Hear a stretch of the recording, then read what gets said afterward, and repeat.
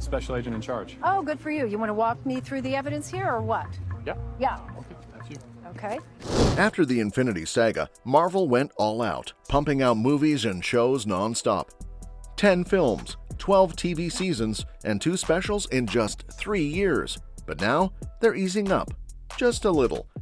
In 2024, the MCU gave us 2 live-action Disney Plus series, 2 animated hits, and 1 major movie, Deadpool and Wolverine. Things will ramp up again in 2025, even though Disney CEO Bob Iger said Marvel will keep it to 3 films and 2 live-action shows per year. The 2023 strikes shuffled the schedule a bit. So far, we've gotten Captain America Brave New World with Anthony Mackie and Harrison Ford, and next up are Thunderbolts and the Fantastic Four First Steps.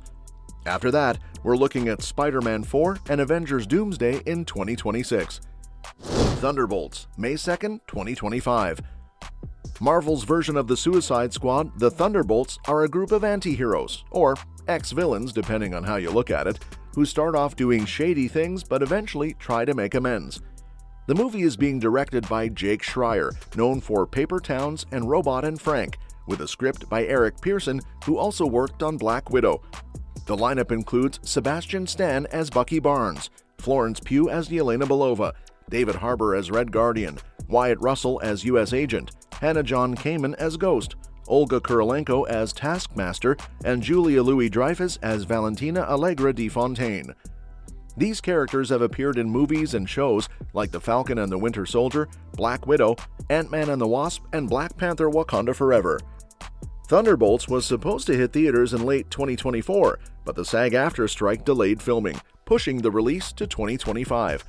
At CinemaCon 2024, Kevin Feige revealed that the movie's title actually includes an asterisk, though he kept things mysterious, saying Marvel won't explain why until after the film comes out. But we do know about Thunderbolts. The new trailer for Marvel's Thunderbolts is incredibly exciting, featuring some major reveals as the MCU's newest team comes together. The MCU is finally bringing in the Sentry, but he's not coming alone.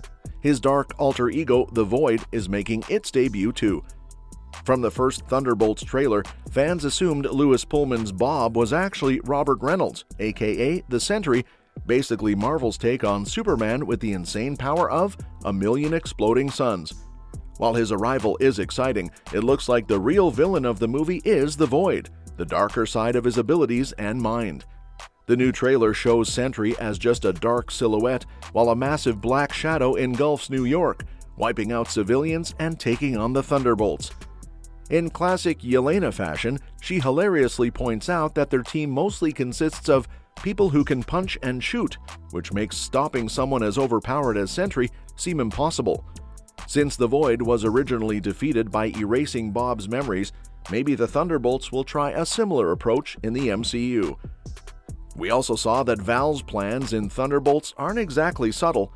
In the trailer, she's seen speaking at a hearing, pushing for a new team of protectors for the American people. Given that she's the CIA director, you'd think she'd be more secretive, but nope. She seems pretty open about making the Thunderbolts the next big superhero team to replace the Avengers. Of course, they're far from the ideal candidates, considering their baggage, but it looks like Val is working with what she's got, rather than the team she actually wanted. Also, it looks like Bucky Barnes has been on Val's payroll for a while. In the Thunderbolts trailer, he's shown sitting at the same hearing, which hints that he's been working for her longer than we might have thought. Given Val's knack for recruiting skilled operatives, it makes sense she'd want someone like Bucky, especially since he's no stranger to doing the dirty work.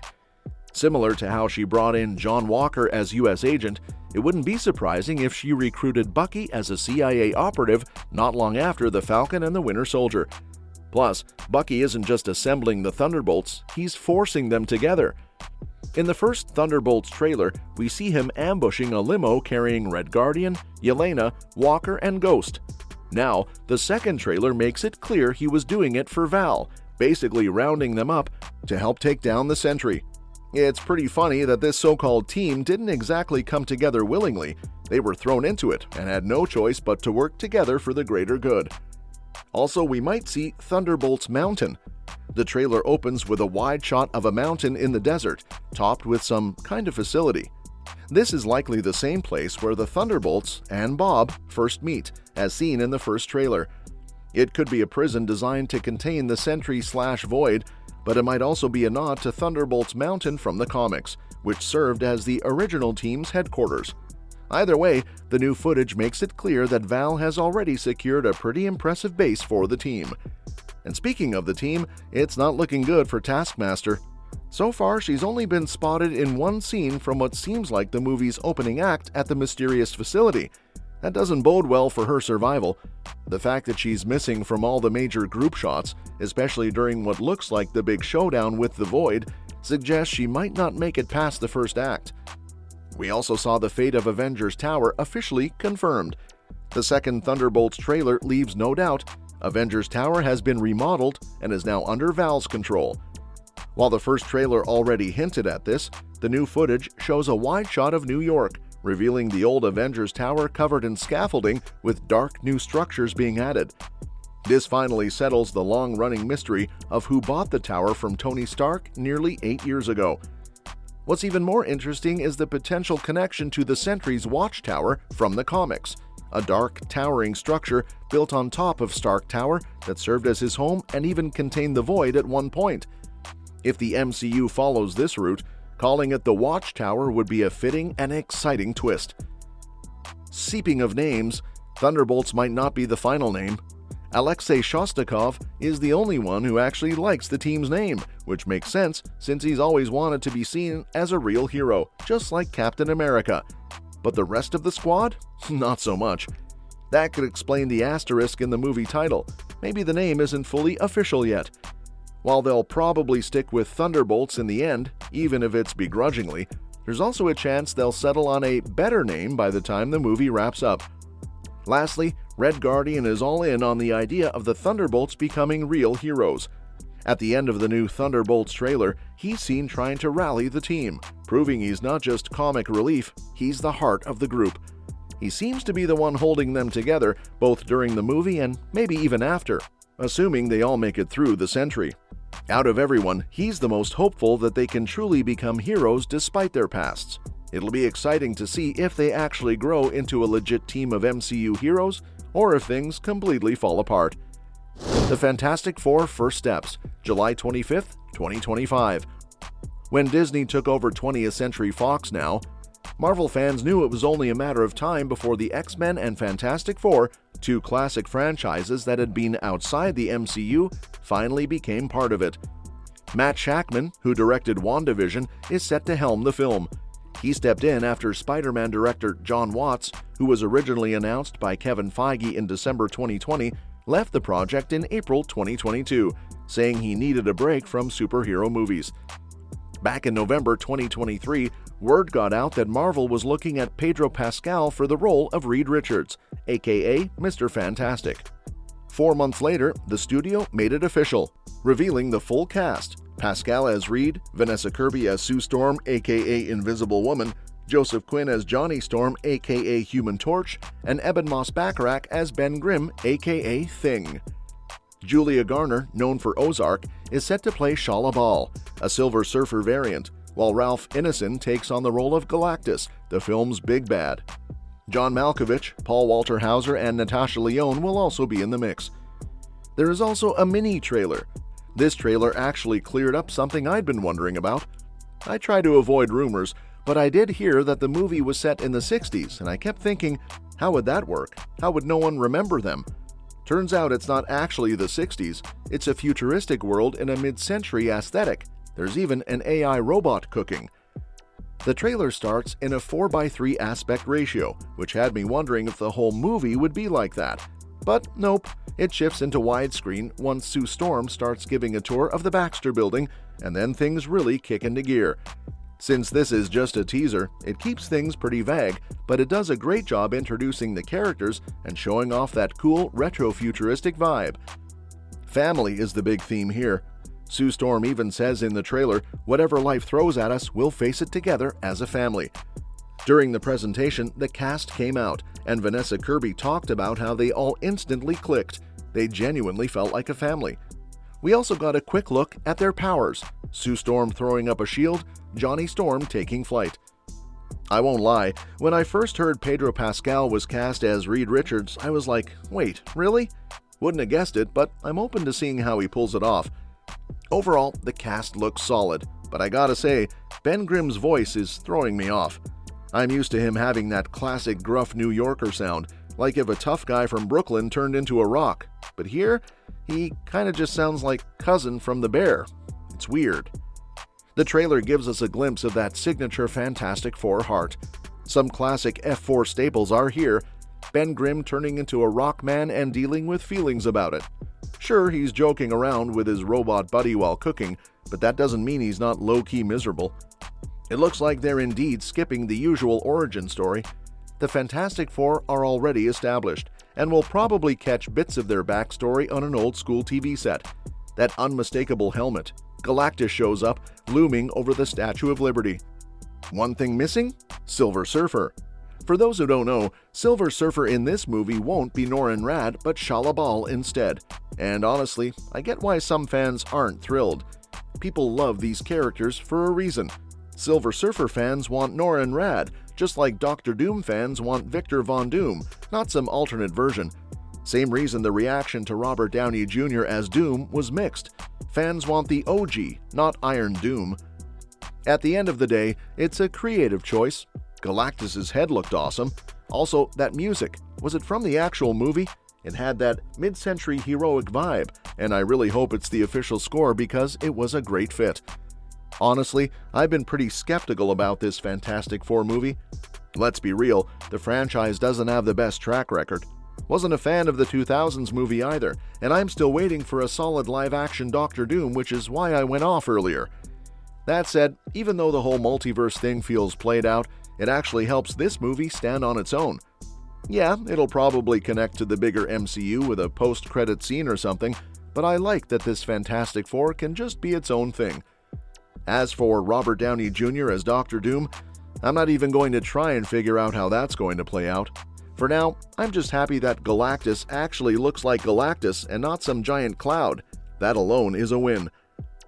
One thing I think they really nailed this time is the Thing's design. Getting characters like him right has always been a challenge in Fantastic Four movies. Even though Marvel's first family was one of the earliest superhero teams in comics, they somehow went forever without a solid adaptation. Technically, the Fantastic Four movie we got in 2005 wasn't even the first attempt. Marvel had sold off the film rights to a bunch of their popular characters, including the FF team, way earlier. In fact, there was a 1994 Fantastic Four movie that was fully shot, edited, and finished, but never actually released. It was basically made just to keep the film rights. For the cast and crew, that had to be frustrating, especially since the budget was tiny. Because of that, the Thing's look was pretty rough. It was somewhat comic accurate, but it didn't have much movement, emotion, or personality. Now though, it finally feels like they've gotten it right. The Fantastic Four reboot in 2015 was a huge letdown, especially for fans of the 2005 and 2007 movies. On paper, Fantastic Four had a lot going for it, a bigger budget, a star-studded cast, and Josh Trank directing. But in reality, it turned into a confusing, choppy mess with story beats out of order and some very questionable studio-driven decisions. One of the biggest missteps was how they handled Ben Grimm. They went full-body horror, turning him into a massive rock monster rather than a person trapped in a drastically changed body. While it was a fresh take, it completely missed the heart of his character and stripped away everything that made Grimm's journey as the Thing compelling. No matter who's to blame, this version of the Thing is easily one of the worst live-action takes we've ever seen. The 2005 version of the Thing, played by Michael Chiklis, caught some flack for using practical effects and makeup instead of CGI, but in hindsight, it's actually one of the best live-action takes on the character. Compared to the lifeless 1994 version and the monstrous Inhuman 2015 version, this one actually felt alive. Sure, it was missing the iconic eyebrows and had some goofy moments, but it nailed the most important part. Ben Grimm is still human, no matter how different he looks. Years ago, Marvel Studios president Kevin Feige said the Fantastic Four wouldn't be an origin story. but based on the first trailer, which shows the team preparing for a space mission, a key part of their origin, plus scenes that could be their first time using powers, it seems like we will get their backstory, probably as a cold open before jumping to the present after the title card. Bringing out Ben Grimm's emotions, movement, and personality under all that rock was a game changer, making him feel like a real person instead of just a special effect. The CGI still had its struggles, but overall, this version of the Thing was a step in the right direction. Fantastic Four First Steps really put in the work to get the Thing right. They used big practical models and suits on set for reference, nailed his personality and style straight from the comics, and brought it all together with CGI. The MCU has come a long way with CGI in the past decade. Just look at Thanos, who felt incredibly real despite being a giant purple alien. Then there was Korg in Thor Ragnarok, which gave Marvel a chance to refine how a fully CGI rock character could be expressive and full of life. Now, they've taken everything they've learned and used all their resources to create a version of the Thing that looks like he stepped right off the comic page. He's got the rough, rock-like body, piercing blue eyes, expressive features, and that iconic furrowed brow. This is the Thing, no question. Sure, there might be tiny details to nitpick, but this is hands down the best live-action version of the character yet. As for how this movie connects to the MCU, that's still up in the air, especially since this movie is set in a different universe from the Sacred Timeline. But in the comics, the Fantastic Four play a major role in Secret Wars, and their main enemy, Victor Von Doom, played by Robert Downey Jr., is bound to have a big part in Avengers Doomsday. Avengers Doomsday, May 1st, 2026. Just like Avengers Infinity War set up Avengers Endgame, Doomsday will lead directly into Secret Wars, with Robert Downey Jr. making his big MCU return, this time as Doctor Doom. He's easily one of Marvel's biggest villains, so this is a huge deal. On top of that, the Russo brothers and Stephen McFeely, who are behind Infinity War and Endgame, are back to direct and write Doomsday and Secret Wars. Getting here wasn't easy. The movie was originally called Avengers: The Kang Dynasty, with Jonathan Majors as the main villain. Destin Daniel Cretton was set to direct, and Jeff Loveness was writing. But after Majors was convicted in December 2023, Marvel completely overhauled the project. As for how Doomsday fits into the MCU, since Doom's biggest rivals are the Fantastic Four, it's a safe bet they'll play a major role in the movie. Spider-Man 4, July 24th, 2026. After his epic team-up with Tobey Maguire and Andrew Garfield in Spider-Man No Way Home, Tom Holland is suiting up again for a fourth Spider-Man movie. This time, Destin Daniel Cretton, who directed Shang-Chi, is taking over as director since John Watts stepped away after No Way Home. Details are still under wraps, but it's a good bet that Zendaya and Jacob Batalon will return. The story will have to follow up on the ending of No Way Home, where Doctor Strange erased Peter Parker from everyone's memory, and also tie into Avengers Doomsday, which comes out just 2 months before. As for how it fits into the MCU, since Marvel and Sony are still working together on Spidey's films, we can expect some MCU crossovers. Whether that includes Robert Downey Jr.'s Doctor Doom is unclear, but here's something to think about. Miles Morales was a key player in the Secret Wars comics, and Avengers Secret Wars drops in 2027. Could we finally see a live-action Miles in the MCU? Well, that's it for today. Let me know what you think in the comments below. And don't forget to subscribe, because we'll be covering more updates on this and other exciting upcoming movies and series. We'll see you next time.